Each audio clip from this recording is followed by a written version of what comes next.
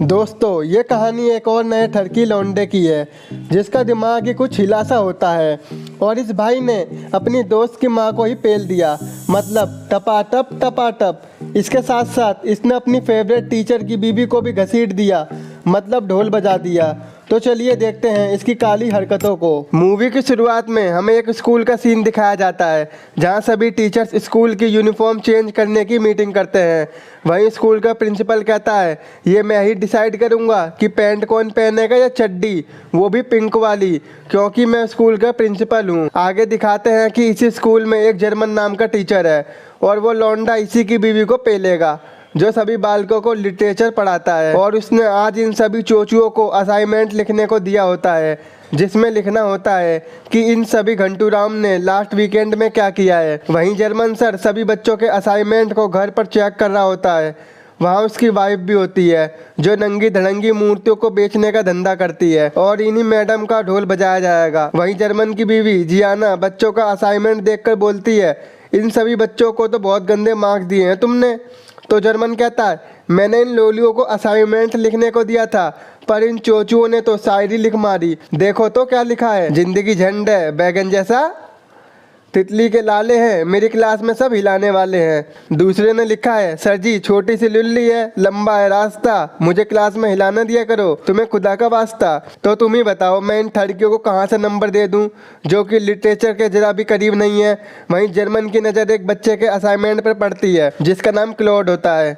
वो लिखता है, मैं अपनी मैथ की स्टडी करने के लिए अपने फ्रेंड रैनपा के घर गया था और मैं उसके घर पर काफ़ी दिन से जा रहा था और एक दिन मैंने उसके घर में रैनपा की माँ को देखा जिसे देखकर मुझे चुलबुली मची और मेरे काले सींग में चुल मच गई। क्या पटाखा माल है। और मैंने प्लान बनाया कि मैं इस घर में स्टडी के बहाने उसकी माँ की काली तितली का अमरूद बनाऊंगा।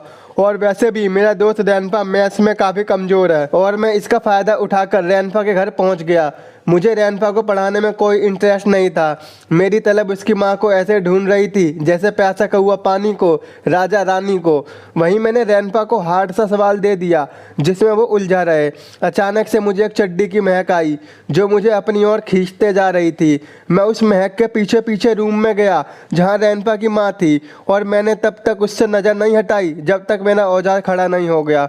अब मैं वापस रैनपा के रूम में गया और मैंने उसको वो क्वेश्चन सॉल्व कराया क्योंकि मुझे मालूम था उससे ये क्वेश्चन सॉल्व नहीं होगा। फिर मैंने कहा, तू तो मैथ्स में बहुत कमज़ोर है, तुम्हें तो डेली ट्यूशन देना होगा।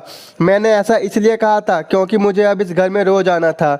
और पेज के लास्ट में लिखा होता है, ये कहानी जारी रहेगी, जिसे पढ़कर जर्मन की फट के भाई फट के सो हो जाती है। वो अपनी वाइफ से कहता है, क्या बात है, इस लौंडे ने क्या लिखा है।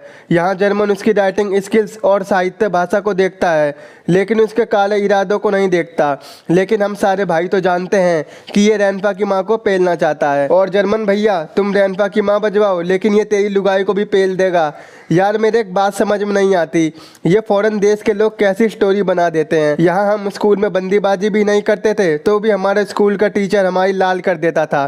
खैर छोड़ो, अब एक सवाल उठता है, क्लॉड रैनपा की माँ को पेलना चाहता है तो वो ये बात अपने टीचर जर्मन को क्यों लिख के बताता है। वो चुपचाप भी तो पेल सकता था। ये हमें आगे पता चलेगा, तो जाना मत कहीं, ये मूवी और इंटरेस्टिंग होने वाली है। अगली सुबह क्लास ख़त्म होने के बाद जर्मन क्लास में क्लॉड को रोक लेता है। जर्मन कहता है, भाई ये क्या लिखा है तूने, पागल वागल हो गया है क्या। अगर ये लेटर रैनपा पढ़ ले या स्कूल के प्रिंसिपल पढ़ लें तो तेरा क्या होगा। क्लॉड कहता है, मैंने ये उन सब के लिए नहीं आपके लिए लिखा है सर। क्लॉड जर्मन को एक असाइनमेंट देकर चला जाता है। जर्मन ये बात अपनी वाइफ को बताता है कि क्लॉड ने फिर से उसे एक असाइनमेंट दिया है। तो वो कहती है, चलो जानू पढ़ते हैं ना कि इसने क्या लिखा है। तो क्लॉड लिखता है कि इस बार जब मैं रैनपा के घर गया तो उसकी माँ को तिग्गी बना देख मेरा सफ़ेद खून निकल जाता है और मैं नहीं चाहता था कि वो सीधी खड़ी हो। लेकिन तभी रैनपा बोल पड़ा और पूरा माहौल बिगाड़ दिया। रैनपा अपनी माँ से कहता है, इस बार मैंने मैथ्स में काफ़ी अच्छा परफॉर्म किया है और ये सब क्लॉड की वजह से हुआ है। वहीं क्लॉड घर में रैनपा की फैमिली फोटो देखकर बोलता है, यही झोपड़ी का मोटा मेरे रास्तों को कांटा है। और वहीं से रैनपा की माँ जा रही होती है तो क्लॉड उसके पिछवाड़े को देखकर सोचता है, शादीशुदा भाभीियों को पेलने में अलग ही मजा है, अगर पलंग टूट जाए तो अलग ही मजा है। और लास्ट में लिखता है कि ये कहानी अभी बाकी है मेरे दोस्त। ये असाइनमेंट पढ़कर जर्मन की बीवी बोलती है, ये तो बिल्कुल पागल लग रहा है मुझे, तो तुम्हें ये पढ़कर अच्छा लग रहा है क्या। ये अभी 16 साल का पपीता नहीं हुआ है और ठरक की पीएचडी करके बैठा है। तो इस पर जर्मन कहता है इसकी बातों से भी गंदी तो तुम्हारी नंगी धड़ंगी मूर्तियां हैं। तो जियाना कहती है ये मेरा धंधा है, मेरी आर्ट है, इसके खिलाफ एक शब्द नहीं। तो जर्मन कहता है ऐसे ही उस बच्चे क्लोड की भी ये आर्ट है।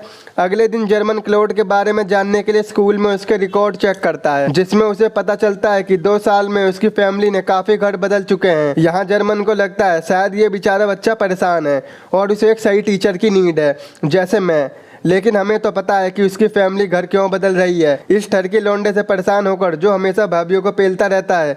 लेकिन जर्मन वहाँ सोचता है कि वो उसकी राइटिंग स्किल्स सुधारेगा, वो उसे एक बड़ा लेखक बनाएगा। लेकिन क्लोड को लेखक नहीं, जॉनी भैया 2 बनना था। इसके बाद जर्मन क्लोड को एक बुक देता है और वहीं क्लोड जर्मन को एक और असाइनमेंट देता है, जिसमें लिखा होता है मैं फिर से रैनफा के घर गया। इस बार रैनफा के फादर भी घर पर ही थे और अचानक से रैनफा की माँ अपने अंगूर हिलाते हुए मेरे बगल में सोफे पर बैठ गई और इससे मेरे काले बेलन में एक भयानक चुल मच जाती है और इससे मुझे जिस खुशी का एहसास हुआ वो मैं ही समझ सकता हूँ। अचानक से रैनफा के फादर को एक कॉल आता है और वो उठकर वहाँ से चले जाते हैं। तो मैंने यहाँ तुरंत सोच लिया कि इस तरह से फ़ोन आना और रैनफा के फादर का यहाँ से उठ के जाना ही मुझे रैनफा की मदर की तितली का चमगादड़ बनवा सकता है। और मैं तो इमेजिन भी कर चुका हूँ कि रैनफा के बाप और उसकी माँ में फ़ोन को लेकर लड़ाई होगी और रैनफा की माँ मेरे हत्थे होगी। ये पढ़कर जर्मन बोलता है तुम्हारे लिखने का स्टाइल तो मस्त है, पर तुम इतना अजीब क्यों लिखते हो? ओ भाई मारो मुझे मारो, ये कैसा टीचर है जिसे ये सब अच्छा लग रहा है। खैर छोड़ो। वहीं क्लोड जर्मन से बोलता है सर जी तुम मेरी इतनी हेल्प क्यों कर रहे हो? तो जर्मन कहता है मुझे तेरे लिखने का तरीका बहुत पसंद है और मैं तुझे एक अच्छा राइटर बनाना चाहता हूँ। इसके बाद जर्मन फिर से असाइनमेंट जियाना को पढ़वाता है और इस पर जियाना कहती है मैं तुम्हारी ये बात मानती हूँ कि ये बच्चा राइटिंग स्किल्स में गॉड गिफ्टेड है, लेकिन ये ठहरक और हवस में भी गॉड गिफ्टेड है, साफ साफ नजर आ रहा है। और ऐसा लग नहीं रहा तुम उसे लिटरेचर पढ़ा रहे हो, बल्कि वो तुम्हें पढ़ा रहा है। और मुझे भी। टेंशन क्यों ले रही हो आंटी, आगे तुम इसके साथ ही हवस का पाठ पढ़ोगी। अगले दिन क्लोड फिर से जर्मन को एक असाइनमेंट देता है, जिसमें लिखा होता है कि मैंने फिर से रैनफा को एक मैथ्स के क्वेश्चन में उलझा दिया और मैं चुपके से रैनफा की मोम के कमरे के बाहर आ गया, जहां रैनफा की माँ और बाप बहस कर रहे होते हैं, जिसे देखकर मुझे बहुत अच्छा फील हो रहा था। अभी ये बहस कर रहे हैं और आगे ये बहस लड़ाई में बदल जाएगी और रैनफा की मोम को मैं अपने जाल में फंसा लूँगा। लेकिन तभी रैनफा की मोम रूम से बाहर आ जाती हैं। वहीं क्लोड रूम के बाहर पेंटिंग को देखने का बहाना करने लगता है, लेकिन रैनफा की माँ समझ जाती है कि ये लौंडा हमारी बातें सुन रहा था। इसके बाद रैनफा की माँ उसके बाप से बोलती हैं कि हमें रैनफा के लिए एक अच्छा टीचर रखना होगा, क्योंकि मुझे इस लड़के क्लोड की नज़र ठीक नहीं लगती है। और ये सब बात क्लोड रूम के बाहर से सुन रहा था। वो समझ जाता है कि इसकी माँ मुझे अब यहाँ आने नहीं देगी, मुझे इसका कुछ करना ही होगा। और लास्ट में लिखता है कि कहानी अभी बाकी है। ये पढ़कर जर्मन की वाइफ कहती है जान ये सब सही नहीं है, कहीं तुम क्लोड से रैनफा की माँ मत बजवा देना। लेकिन जर्मन कहता है ऐसा कुछ नहीं होगा मेरी जान, इस उम्र में बच्चों में ये फैंटेसी होती है, वो शादीशुदा भाभीियों को पेलने में लगे रहते हैं।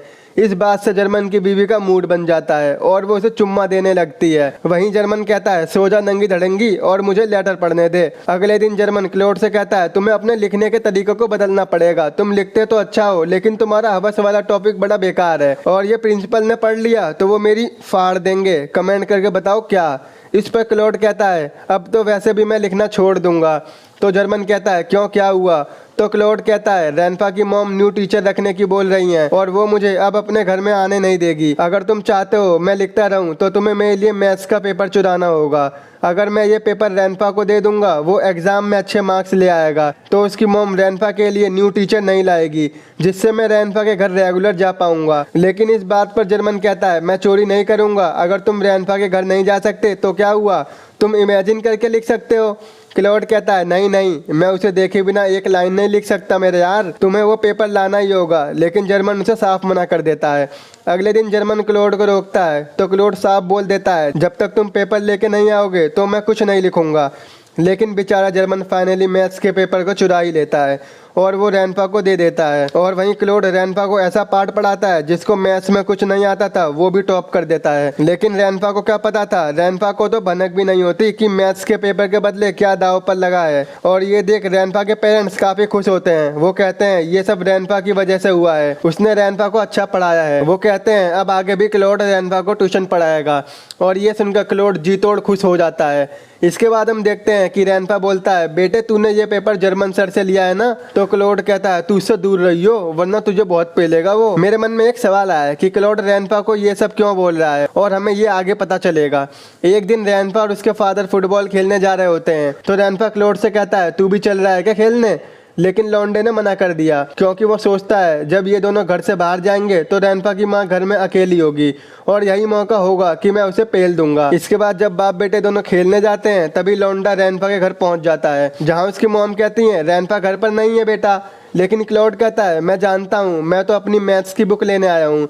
तो रैनपा की माँ उसे अंदर बुलाती है, आंटी तुमने बुला तो लिया है, अब देखो क्या होगा। इसके बाद वो मैथ्स की बुक ढूंढने लगते हैं, लेकिन वो मिलती नहीं है, और मिलेगी कैसे, वो बुक थोड़ी आंटी तुम्हें ठोकने आया था। और बातों बातों में वो उसके करीब आ जाता है, और जब ये सब जर्मन की वाइफ जियाना पढ़ती है तो वो बोलती है, बेटा अगर ये सब रैनपा और उसके बाप ने पढ़ लिया ना तो क्लोड की गोटियां ही काट देंगे। अगले दिन जर्मन फिर से क्लोड का असाइनमेंट जियाना को पढ़ने को देता है, तो जियाना कहती है, क्या तुम भी इस सन की लौंडे की तरह सन की हो गए हो क्या, जो बार बार मुझे ये असाइनमेंट पढ़वाते हो? जब से ये बच्चा तुम्हें मिला है तुमने मुझे पेला भी नहीं है, तुम्हें प्यार तो नहीं हो गया इस लड़के से? तो रैनपा कहता है, नहीं जान ऐसा कुछ नहीं है।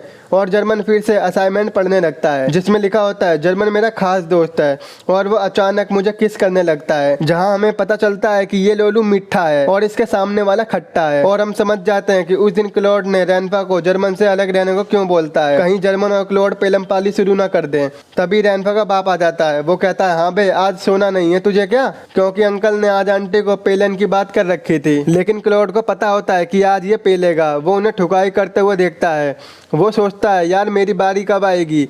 लेकिन ठीक से ना ठोकने पर वहीं रैनपा की माँ और बाप की लड़ाई हो जाती है, और ये सब क्लाउड देखता है। वो सोचता है यही मौका है आंटी को पेलने का, लेकिन क्लाउड रैनपा की माँ को एक ठुकाई लेटर दे देता है। अगले दिन रैनपा की माँ क्लाउड को अकेले में बुलाती हैं, हाँ बेटा ये कैसा लेटर था?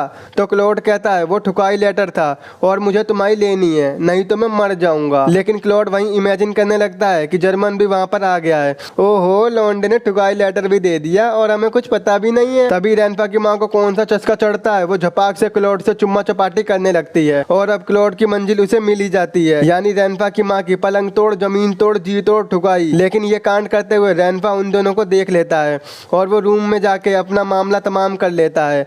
और असाइनमेंट में लिखा होता है, कहानी अभी बाकी है मेरे दोस्त। ये पढ़कर जर्मन की फटके 64 हो जाती है। वो तेजी में स्कूल जाकर वहाँ रैनपा के घर कॉल करता है, जहाँ उसे पता चलता है कि उसे फीवर है, सो वो स्कूल नहीं आया। और ये सुनकर जर्मन की जान में जान आती है, चलो क्लोड ने ये बात झूठ लिखी थी। तभी जर्मन क्लोड के पास जाता है। जर्मन कहता है, तूने हद पार कर दी, आज से मैं तुझसे कोई असाइनमेंट नहीं लूंगा।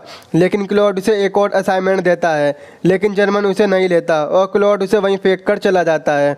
लेकिन जर्मन से रहा नहीं जाता, वो उसे उठाकर पढ़ने लगता है, जिसमें लिखा होता है, आज क्लोड के डैड उदास होकर घर आते हैं क्योंकि उसकी जॉब छूट गई है। वहीं क्लोड की मॉम उसे कुछ बताने वाली होती हैं। हमें लगता है कि रैनपा की मॉम उसे अपनी पलंग तोड़ ठुकाई के बारे में बताएंगी, लेकिन वो उसे बताती है, जानू मैं प्रेग्नेंट हूँ। ये सुनकर उसका पति हैप्पी होकर एक चुम्मी ले लेता है। तभी रैनपा आता है, वो कहता है, अब से मैं क्लोड से नहीं पढ़ूंगा, मुझे न्यू टीचर चाहिए। असाइनमेंट में लिखा होता है, कहानी अभी बाकी है मेरे दोस्त। भाई साहब कब खत्म होगी तेरी कहानी? लिखते जा रहा है, लिखते जा रहा है। कहीं मेरे सारे भाई इतनी लंबी वीडियो समझकर मूवी ना देखें, जल्दी खत्म कर क्लोड भाई। अगले सीन में रैनपा क्लोड से लड़ने आता है। रैनपा क्लोड से कहता है, मैंने तुम्हें अपना जिगरी यार माना था, तूने तो मेरी माँ का गेम बजा दिया। तो क्लोड कहता है, हाँ बे तूने भी मेरी उस दिन चुम्मी लेके मेरे होठ काट दिए थे, तो तू मेरी माँ पे लेगा। और रैनपा क्लोड को भर भर के मारता है। इसके बाद क्लोड के पास जर्मन आता है, वो कहता है, अब वो फैमिली खुश है, तुम्हें उनके बीच में नहीं जाना चाहिए। तो क्लोड कहता है, अब मैं कुछ नहीं लिखूंगा। तो वहीं जर्मन कहता है, अपनी स्टोरी का एंड तो कर दो दादा। ये कैसा मास्टर है भाई, पहले मना फिर वही काम करवा रहा है। इसके बाद क्लोड अपनी असाइनमेंट की एंडिंग के लिए रैनपा के घर के बाहर जाता है। वहीं रैनपा की माँ क्लोड को देखकर दौड़ी दौड़ी चली आती है, वो उसे उसका लेटर वापस देती है। वहीं क्लोड कहता है, चलो हम कहीं भाग चलते हैं। तो रैनपा की मॉम कहती है, बेटा तुम अभी बच्चे हो, उस दिन जो हुआ जाने अनजाने में हो गया था। वहीं क्लोड रोते हुए उसको किस करके चला जाता है। तो क्लोड सोचता है ये तो एंडिंग नहीं हुई, और वो जर्मन की वाइफ के पास चला जाता है। वो कहती है, जर्मन तो स्कूल गया है। क्लोड कहता है, जब भी तो मैं यहाँ आया हूँ। वो उसे अंदर बुलाती है। बातों बातों में क्लोड कहता है, तुम्हारा कोई बच्चा नहीं है? तो वो कहती है, हमने कभी इसके बारे में सोचा ही नहीं। तो इस पर क्लोड कहता है, मुझे तो जर्मन बता रहा था कि तुम बांझ हो और वो मुझे गोद लेने की प्लानिंग कर रहा है। लेकिन भाई ये झूठ बोल रहा है, जिससे जियाना जर्मन से नफरत करने लगे और ये उसे पेल दे। थोड़ी देर बाद क्लोड जियाना के साथ पलंग तोड़ जी तोड़ कर डालता है, तो यहाँ इसने सबको पेल दिया और इसको असाइनमेंट की एंडिंग मिल जाती है और वो उसे वहीं छोड़कर चला जाता है। इसके बाद हम देखते हैं कि जर्मन को स्कूल से निकाल दिया है, क्योंकि रैनफा प्रिंसिपल को बता देता है कि जर्मन ने मैथ्स का पेपर क्लोड को चुरा के दिया था। अब बेचारा जर्मन अपना मुंह लटका के घर आता है। वो क्लोड की एंडिंग पढ़ता है और उसे एक और सदमा मिलता है कि क्लोड ने उसकी वाइफ को भी पेल दिया। वहीं जियाना भी जर्मन को छोड़कर जा रही होती है। वो कहती है, तुमने मुझे बांझ कहा था ना, इसलिए मैंने क्लोड से पिलवा ली। अब तुम जर्मन को अपना बेटा नहीं बना पाओगे। लास्ट सीन में हमें दिखाया जाता है जिसमें एक बेंच पर जर्मन बैठा होता है। वहीं क्लोड आता है तो जर्मन कहता है, अब क्या मेरी भी लेगा भाई, चैन नहीं है तुझे। लेकिन क्लोड वहीं बैठ जाता है तो जर्मन सोचता है, इसकी वजह से मेरी जॉब चली गई और मेरी वाइफ भी चली गई और मैं पूरा झंड हो गया हूँ। और वहीं क्लोड सामने बिल्डिंग में देखता है। वो सोचता है अब किस घर में जाना चाहिए। और मूवी के एंड में लिखा होता है, कहानी अभी बाकी है मेरे दोस्त। दोस्तों, इस मूवी का नाम है इन द हाउस, जो कि साल 2017 में रिलीज हुई थी, जिसे IMDb पर 7.4 की रेटिंग मिली है। आई होप आपको मेरा एक्सप्लेन पसंद आया होगा। दोस्तों, अगर आपको मेरा एक्सप्लेन पसंद आया हो तो आज ही हमारे चैनल को सब्सक्राइब, वीडियो को लाइक और शेयर जरूर करें। तो मिलते हैं आपसे ऐसे ही नेक्स्ट वीडियो में। और हाँ, एक कमेंट जरूर किया करो यार, कमेंट से मुझे मोटिवेशन मिलता है।